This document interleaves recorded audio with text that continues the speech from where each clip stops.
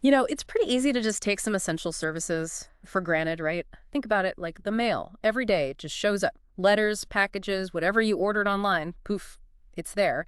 But behind that, uh, that quiet automatic process, there's a huge amount of human effort, often in really physical jobs, and sometimes, frankly, dangerous ones, especially when most of us are asleep. That's absolutely right. And for this deep dive, we're focusing on the engine behind that delivery. The U.S. Postal Service distribution centers. Right. These aren't, your corner post office. We're talking massive facilities Hmm. running 24/7, just processing this incredible volume of mail that will keeps the country connected.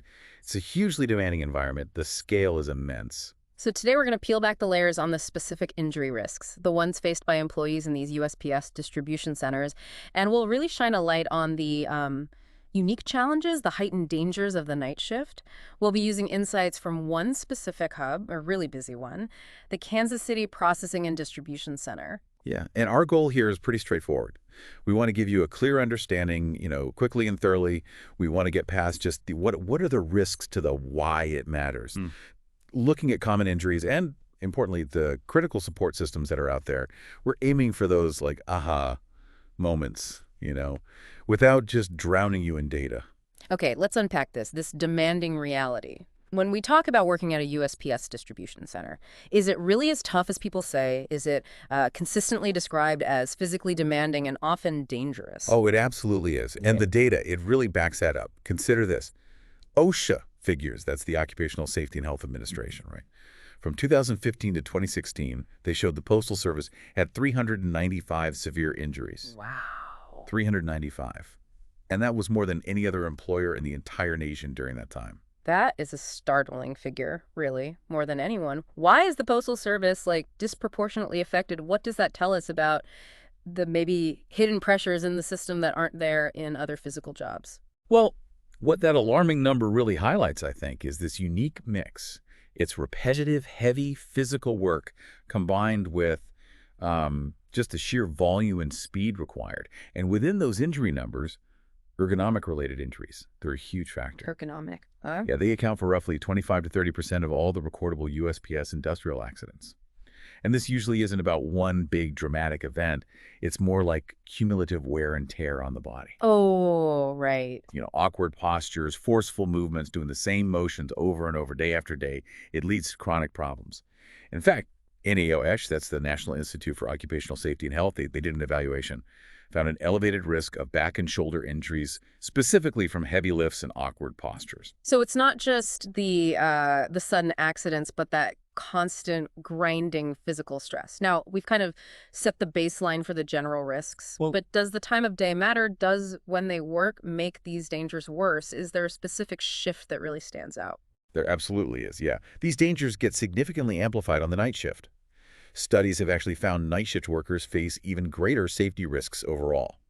One analysis, for instance, showed a 23% higher risk of injury on the night shift compared to the morning shift. 23%. That's a big jump. What causes that? Is it just being tired, or are there other things going on that make nights uniquely hazardous? It's a mix of things, a multifaceted problem, really. In the Postal Service, one big factor is that newer non-career employees who, tend to have higher injury rates anyway, they often get assigned these on hours. Ah, okay. Yeah, a Government Accountability Office report even noted that for these non-career postal workers, the chance for injury is greater during night work.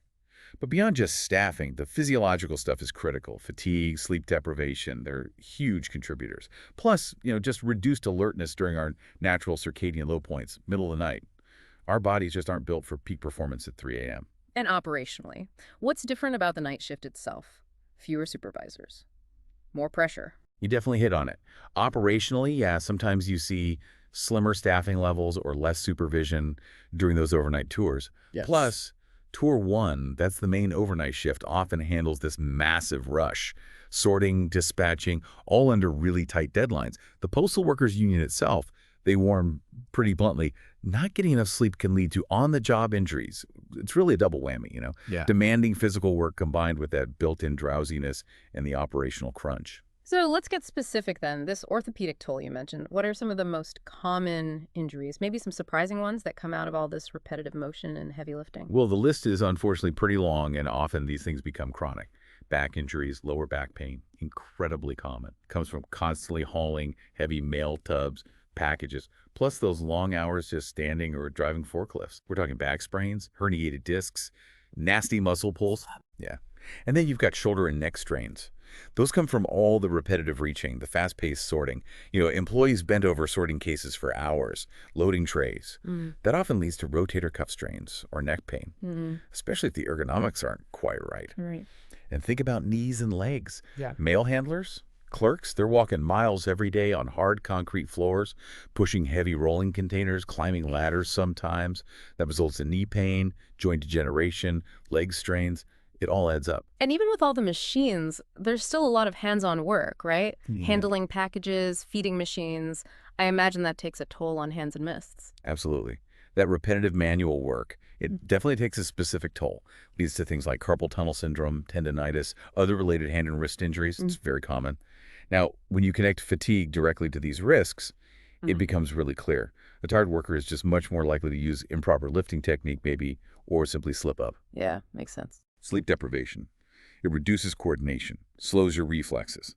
So a fatigued employee might not react fast enough to, say, avoid a falling package or something like that. It sounds like these jobs are basically a full-body workout, but without the chance for proper recovery.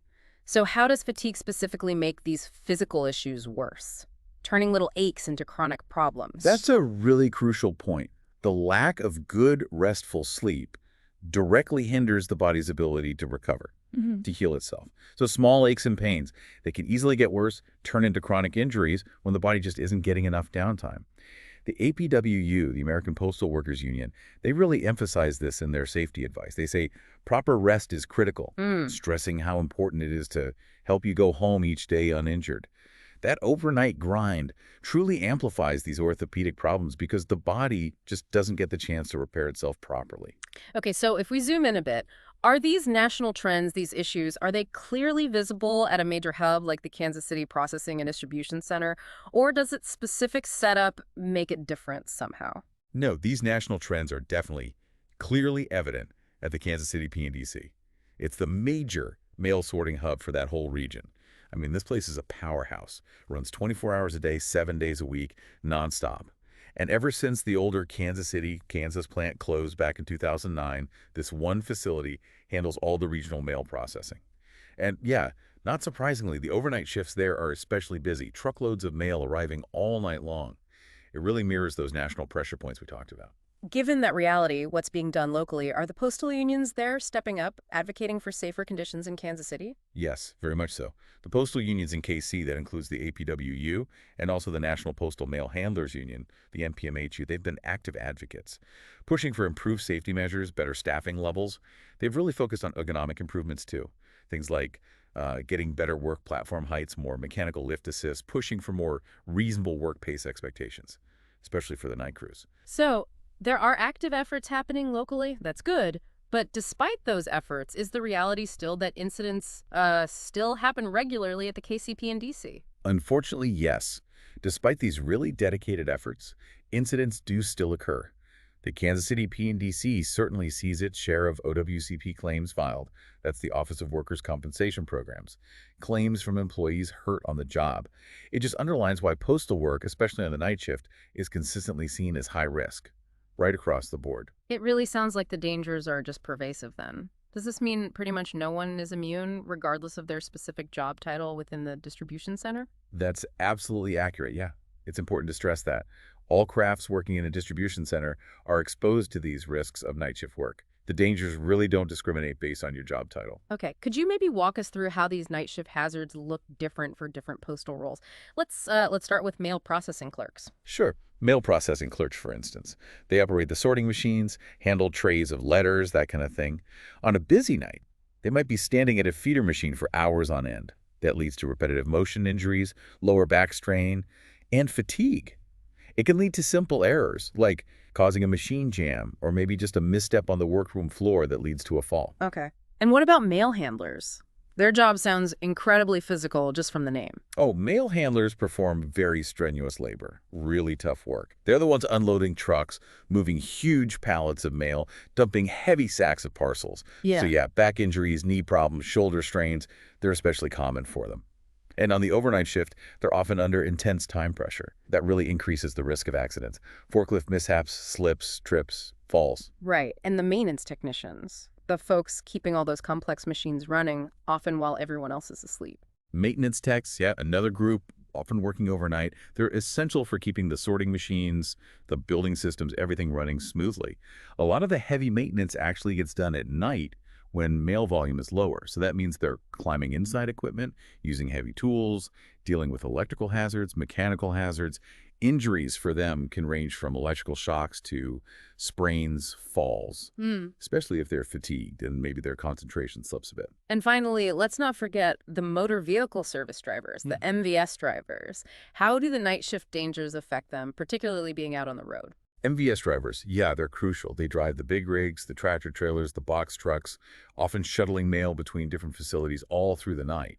So night driving itself has inherent dangers, right? Reduced visibility, dealing with other drowsy drivers on the road. They also do loading and unloading, so they face some of the same lifting injury risks as the mail handlers, and obviously a moment of fatigue behind the wheel. Or even on the loading dock, that can have really serious, even catastrophic consequences. So truly, no craft is immune. That combination of the physical workload and the circadian disruption from working nights, it affects everyone. All these different crafts work together through the night, keeping the mail moving, and all of them are susceptible to the strains and hazards of that night shift labor. Okay, so given these pretty significant risks across the board, if an employee does get injured, what support systems are actually in place? And you mentioned OWCP. How complex is that federal workers' comp system for these employees to deal with? Right. The Federal Workers' Compensation System, OWCP, it is indeed crucial for USPS employees who get hurt on the job. It's supposed to provide proper medical care and benefits. However, navigating that OWCP claim process, it can be incredibly complex. There are really stringent requirements, tons of paperwork. It can be overwhelming for an injured worker. And this is where a resource like Restore Muscle and Joint comes in. Yeah. You mentioned it's a Kansas City-based federal injury clinic.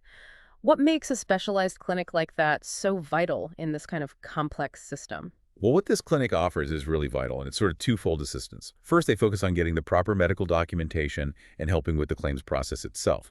They're staffed with DOWCP credentialed doctors, that's Department of Labor off workers' compensation programs, and these doctors really understand the unique physical demands of postal jobs. They know what these workers go through, so they make sure the medical reports, all the paperwork, meets OWCP's strict requirements. That gives the claim a much stronger chance of being accepted. And importantly, if a claim is initially denied, which, does happen, Yeah. their experience at OWCP doctors help with the appeals process. They help gather additional evidence, write detailed narrative reports, guide the worker through reconsiderations. They even help coordinate specialized evaluations, like getting a proper orthopedic exam and a detailed report from a, quote, certified USPS injury doctor to really strengthen that claim. So they're not just treating the injury itself, they're also helping navigate all that red tape, making sure workers actually get the care they're entitled to without ending up with huge personal bills. Exactly. That's the second crucial part of their role. They provide the actual treatment and rehabilitation needed for these common postal injuries. Their medical team is very familiar with conditions like back strain, rotator cuff tears, knee arthritis, carpal tunnel, all the things we've talked about. They offer targeted therapy programs.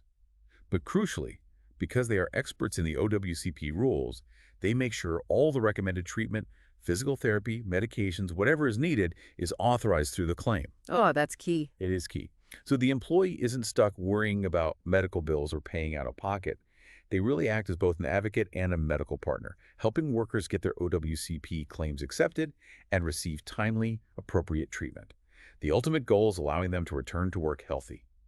It's an essential service that really complements what the unions are doing on the advocacy front. So let's bring this all together. What does this all mean for you listening?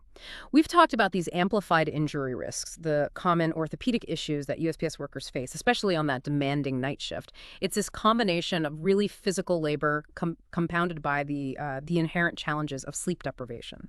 Yeah, and the Kansas City PNDC really stands as a clear example here. It showcases both the risks these essential postal employees face day in, day out, rather night in, night out, but it also shows the vital support systems that are in place. From union advocacy, pushing for safety, to specialized clinics like Restore Muscle and Joint, helping navigate the aftermath of an injury, this deep dive, I think, really reinforces that knowledge is most valuable when you understand it and can see how it applies. So, thinking about all this, what does it truly reveal about the sort of unseen labor that keeps our world functioning, especially during those quiet hours when most of us are off the clock?